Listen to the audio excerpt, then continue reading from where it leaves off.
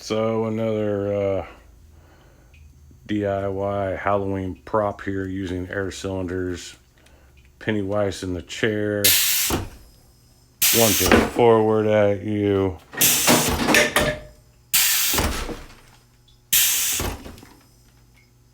So I love using air cylinders for things. I use a remote. I like running them manually. People do like using motion sensors, but I think it's more fun if like a party of two or a party of three are walking through your haunt, and the first person goes by, nothing happens. The second person doesn't expect anything to happen, and you got Pennywise lunging at you, which is just great fun. Scares them. Awesome time. So this guy right here is one of my old costumes. Just made out of this dummy here.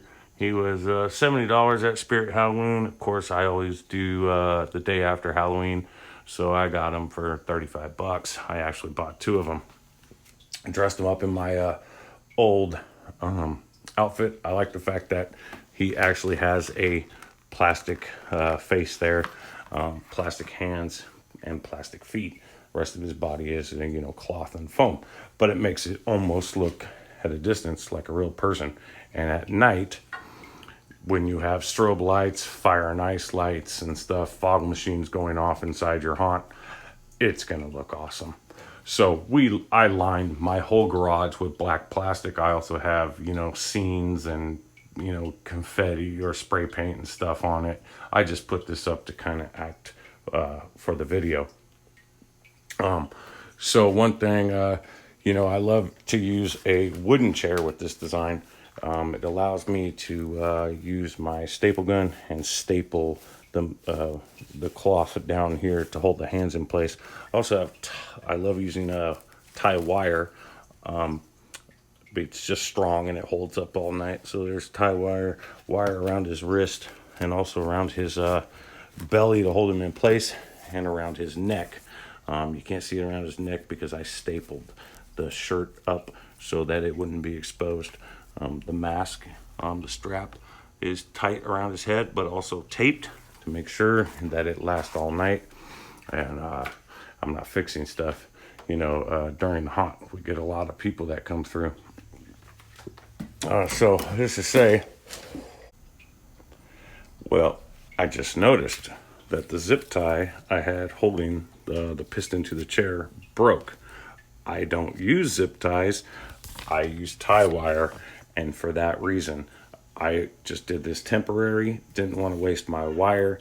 Thought I'd use a zip tie, and those 4 or 5 times that I made it go back and forth, it broke the zip tie. Don't want to be fixing stuff on Halloween night. Also, this air piston is a 300 millimeter. That's how they sell them on Amazon, and that is the stroke or the distance that it comes out. I like 300 milliliter or 300 millimeter. They sell some shorter ones all the way down to 50 millimeter. They're just tiny. They don't make anything really move or act well. So for instance, I have this shelving in my garage. What makes it great, I can attach things to, especially like these pistons. I actually store my cans behind this plastic in this shelf that I have the air cylinder attached to. I have a couple screws here on top and a couple screws on the bottom, not in the piston, just in the wood, holding the piston from going up or going down, using baling wire and duct tape, leaving it a little loose so that this flexes and there's not a lot of tension on it to cause anything to break. Also, at an angle. Got to have that piston at an angle so that the chair pops forward on its feet and doesn't try to slide forward